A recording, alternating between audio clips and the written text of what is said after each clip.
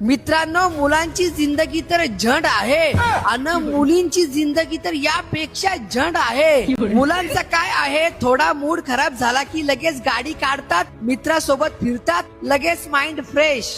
आणि जर मुलीचा मूड खराब झाला, त्यांना टेन्शन आला तर त्या डायरेक्ट भांडी घासतात, लादी पुसतात, कपडे धुतात, अख्खा घर साफ. मुलांना धोका भेटला तर ते सिगरेट पितात, दारू पितात, भू खातात. आणि मुलींना धोका भेटला तर त्या दिवसभर जेवतात, टोपशीभर भात खातात आणि नुसत्या चरत असतात चरत.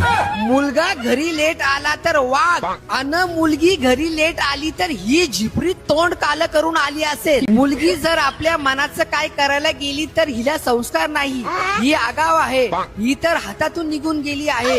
मुलगी जर स्वतंत्र आहे तर चालू, आणि मुलगा स्वतंत्र आहे तर घंटा पण फरक पडत नाही समाजाला. म्हणून या मुली आपल्या जीवनातला अख्खा राग, फ्रस्ट्रेशन लग्नानंतर आपल्या नवऱ्यावर काढतात आणि त्याला बैल बनवून ठेवतात. आणि जर त्याने जास्त नाटका केली तर त्याला ठारच मारून टाकतात.